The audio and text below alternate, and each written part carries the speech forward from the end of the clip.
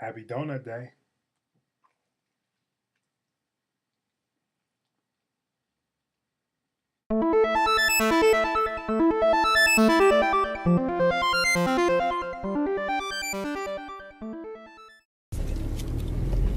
What's up, y'all? It's the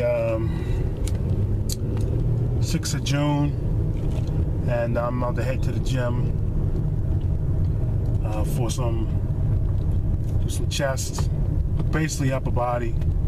You know, I find it funny.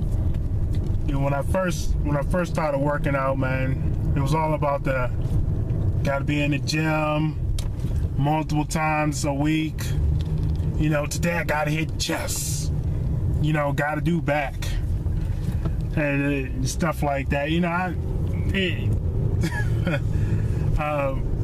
you know, I don't see nothing, you know, wrong with that per se, but you know, from my personal standpoint and just my growth over the last year, and especially working with you know, Team 3DMJ, you know, just going back to the basics, even though, you know, a full body split, and where you'll hit every major muscle group, you know what I'm saying, like 3 times a week or something like that.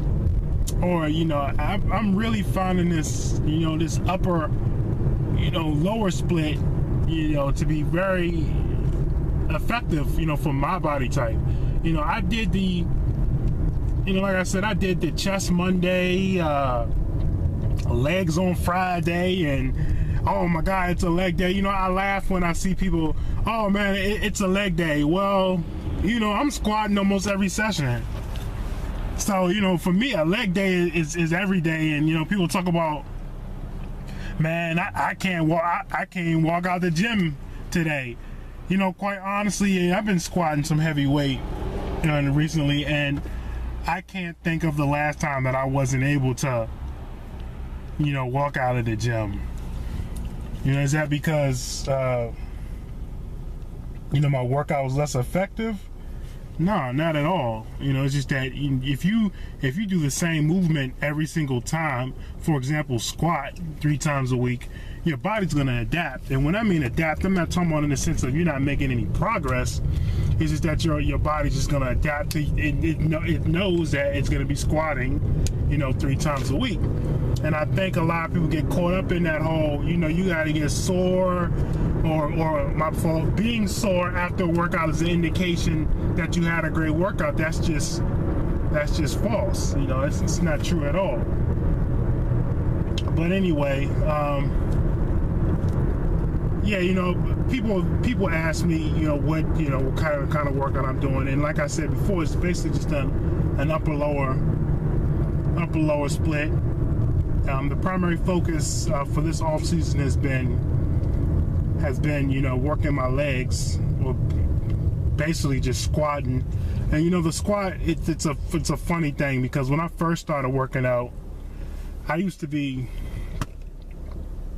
you can say afraid. I was afraid to squat. I really was, and that hindered my body development, because, you know, I had a good upper body. I'm not a big guy. I am not big at all. I mean, do I even look like I lift? I would probably say after 5 years, I finally look like I lift. But anyway, yeah, I'm not a big guy. You know, I had a pretty iron upper body, but it's always been my legs. And I have pictures of just my legs, and they're always just a weak spot, and it just used to get on my nerves. And the fact of the matter is, just because I was just afraid to squat. You know, I used to be that dude. I'll be on there on the Smith machine squatting, and, you know, thinking I'm doing something. I remember I used to think, you know, 225 was like a magical milestone. You know, me squatting 225, and it just used to terrify me. You know, but now, you know, I'm not saying I'm the best squatter, but, you know, over the last 7 months, you know, my squat form has improved dramatically. My poundages in the squat has improved dramatically, and most importantly, my confidence, you know, in the squat has improved dramatically. And now I look forward to every single, you know, squat session. I love squatting. It's a fantastic exercise. I build strength both physically and mentally, and I can get low. So, you know, I mean, that's it. But now one of the major weak points I'm having right now is just, you know, focusing on my chest. For the life of me, I can't bench. You know, I won't say the word can't. Let's just say I'm having trouble benching. I don't know if it's a body mechanic issue. More than likely, it's a form issue. I went out and got some tips from a good friend of mine, Anwar Galladay, and I mean, he's definitely, you know, definitely helped me out. One of the glaring things that he pointed out to me was that I was definitely using more shoulder than chest, and I was always been having a lot of shoulder injuries. Well, you know, we fixed that, and you know, I can honestly say my shoulder has not been hurting as much as it was in the past. So the bar travel from when I'm benching and dumbbell pressing has been reduced. You know, I'm sticking my chest out more, and you know, I'm actually just focusing on making that mind-mental connection with me actually engaging the chest in the movement instead of me using my shoulders in the movement. You know, so every time I bench, you know, I just gotta make that mind muscle connection. And you know, it's funny because, you know, you look at something as simple as the bench, but the bench press is actually a full body exercise, because your glutes have to be in the bench.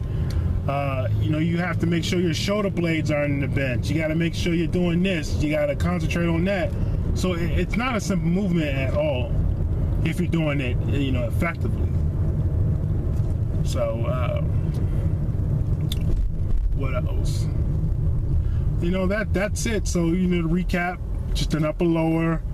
I have a couple days where right now, you know, I have like you can say it's a strength day for an upper lower. Then I have a mid-range rep day, upper lower. Then I have at the end is you know, 5-3-1 day, where 1 week I do 5 sets of 5. The next week is sets of 3. Then another week is when I max on all 3 lifts. My last cycle, my max for my squat was 410. Max for my deadlift, which I converted over to sumo, was 365 for 3 reps. So I guess my 1 rep max would probably be like 390 or something like that, which is not strong by any means, but hey, I'll take it. My bench was 275.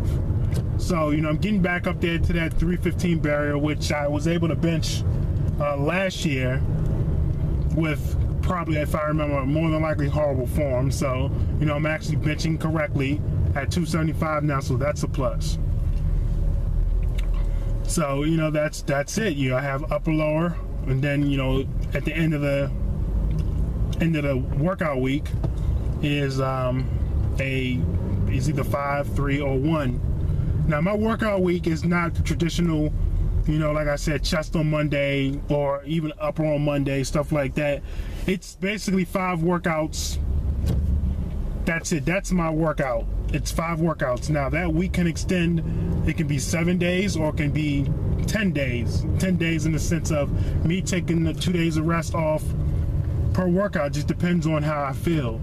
And I will never, I don't see myself ever going back to the traditional, you know, you gotta be in the gym on this day, because the body doesn't recover like that. And especially, you know, as I get older, you know, I have to listen to my body, and I gotta know when I can push it and when I can't, because I am not, you know, trying to get injured.